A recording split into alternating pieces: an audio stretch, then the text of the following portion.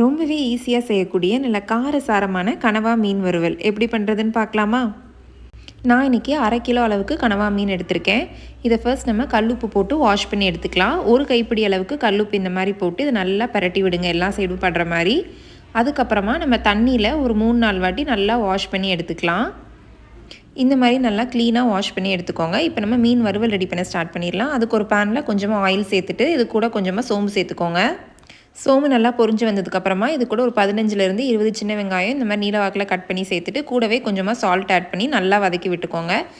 இந்த அளவுக்கு வதங்கி வந்ததும் இது கூட கொஞ்சமாக இஞ்சி பூண்டு இந்த மாதிரி இடித்து சேர்த்துக்கோங்க. இது 1 மினிட்க்கு லைட்டாக வதக்கி விட்டுட்டு கூடவே ஒரு மீடியம் சைஸ் தக்காளி இந்த மாதிரி கட் பண்ணி சேர்த்துக்கோங்க. எல்லாம் நல்லா வதங்கினதுக்கப்புறமா ஒரு 1/2 ஸ்பூன் சில்லி பவுடர், கொஞ்சமாக மஞ்சத்தூள், ஒரு 1/2 ஸ்பூன் கரம் மசால், ஒரு 1/2 ஸ்பூன் அளவு குழம்பு மிளகாய் தூள் சேர்த்துட்டு 1 மினிட்க்கு இந்த மாதிரி லோ ஃப்ளேமில் வச்சு வதக்கி விடுங்க. இது கூட ஒரு 1/4 கிளாஸ் அளவு மட்டும் வாட்டர் ஆட் பண்ணிவிட்டு கொஞ்சம் ஹை ஃப்ளேமில் வச்சு இந்த மசாலாவோட பச்சை வாசனை போகிற அளவுக்கு நல்லா கொதிக்க விடுங்க. இப்போ நம்ம வாஷ் பண்ணி வச்சுருக்க கனவா மீன் இது கூட சேர்த்துக்கலாம். மீன் சேர்த்ததுக்கப்புறமா எல்லா சைடும் நல்லா படுற மாதிரி மிக்ஸ் பண்ணி விடுங்க.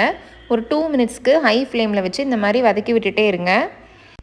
இந்த கனவா மீனுக்கு நீங்கள் வாட்டர் எதுவுமே சேர்க்க தேவையில்லை, இதிலிருந்தே நல்லா தண்ணி விடும். இப்போது அடுப்பை மீடியம் ஃப்ளேமுக்கு மாற்றிட்டு ஒரு மூடி போட்டு மூடி விட்டுருங்க. இந்த கனவா மீன் வெந்து வரதுக்கு டோட்டலாக 15 to 18 மினிட்ஸ் ஆகும். ரொம்பவும் வெந்துடக்கூடாது, அப்புறம் ஒரு மாதிரி ரப்பரி ஆகிடும். அப்பப்போ மூடியை ஓப்பன் பண்ணி பார்த்து மிக்ஸ் பண்ணி விட்டுட்டே இருங்க.